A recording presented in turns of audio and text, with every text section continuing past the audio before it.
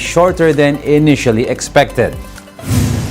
Maynilad initially announced up to 9 hours of service interruptions due to lower allocation from Angat Dam. According to the concessionaire, water sourced from the Ipo Dam augmentation projects and other treatment plants will help with the supply. Meanwhile, the Environment Department reminds other agencies and LGUs to establish rainwater harvesting facilities. The Water Resources Management Office is also expected to release the President's plans to mitigate the effects of El Nino to water supply. Bataan is now under a state of calamity following the outbreak of African swine fever in the province. According to the Bataan Provincial Veterinary Office, over 300 pigs have tested positive for ASF. The province can now utilize their calamity fund to aid hog raisers affected by the outbreak. The funds will also be used to prevent further spread of the disease. The provincial government has also promised to enhance its monitoring to ensure the safety of pork products in the market.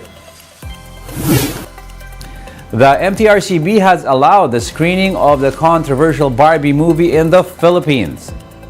This came after it found that there was, quote, no clear nor outright depiction of the 9-dash line in the film in comparison to other films like Abominable and Uncharted. The MTRCB said in their decision that they will not hesitate to ban materials that are injurious to the Philippines. But they noted that if the material does not pose such threat, then they can't ban it in spirit of fairness. The agency also gave the Barbie movie a PG-13 rating. Senator Francis Tolentino, who wanted the movie banned, expressed disappointment over the news, noting the anniversary of the landmark arbitration ruling that the Philippines won 7 years ago. That ruling invalidated Beijing's 9-dash line claim in the South China Sea. Ginagalang po natin ang MTRCB at ulitin ko, hindi ko po kinakalapan ng Barbie. Ang gusto ko lang po doon ay makitang maliwanag na pag-aari po natin yung karagatang nakita sa nasabing pelikula. We'll be back with more stories after the break. Keep it here on One News.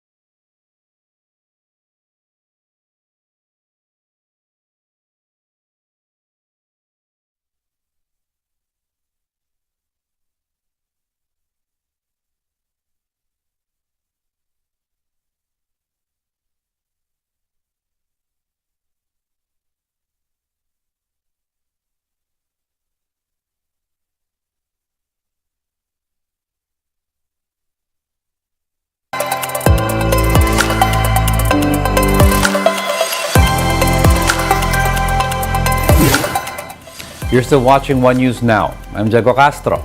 President Bongbong Marcos called on the Philippine Amusement and Gaming Corporation to sustain its crackdown on illegal gambling.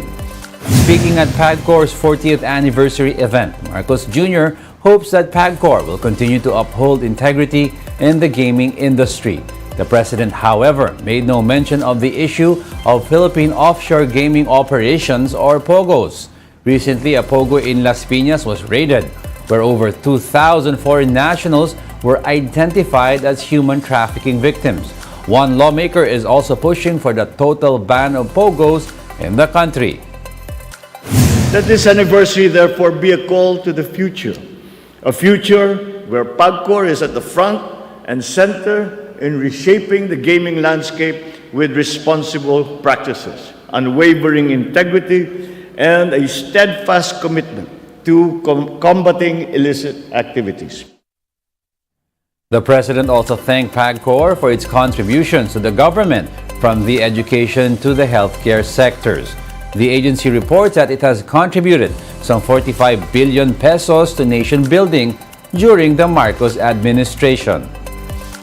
You have significantly contributed in nurturing the minds of our young Filipinos, fostering a generation inspired by endless possibilities. Certainly, PAGCOR has made an indelible mark in our society with its undeniable contribution to nation building.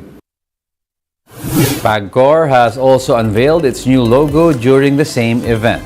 PAGCOR says the new logo represents the agency's re-energized role as the main gaming regulator in the country. PAGCOR Chairman and CEO Alejandro Tenco says this logo incorporates the element of fire to symbolize the flame that ignites change and drives progress. Since its launch, the logo has been receiving flack online, with netizens pointing out that it was not a good design and not worth the 3 million peso contract price. Some also pointed out its similarities to other popular logos and that the agency should have just kept the old logo.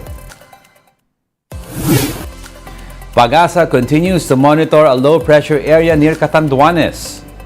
As of 3 a.m., the LPA was estimated to be at 510 kilometers east-northeast of Virac, Catanduanes.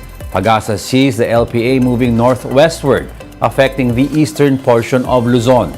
The Weather Bureau said it has a small chance of developing into a cyclone within the next 24 hours. However, if the LPA does turn into a cyclone, it will be named Dodong. Meanwhile, Habagat is still bringing rains over the western portion of Visayas and Mindanao. Both the LPA and Habagat are seen to trigger scattered rain showers over several areas. These are Bicol, Mimaropa, Western Visayas, Zamboanga Peninsula, BARMM, Soxargen, and Quezon Province, while Metro Manila and the rest of the country will experience partly cloudy skies with isolated rain showers due to Habagat and localized thunderstorms. And those are the top stories of the hour. Join us again at 10:30 a.m. as we continue to monitor the day's biggest stories. I'm Diego Castro. We are One News, all sides all the time.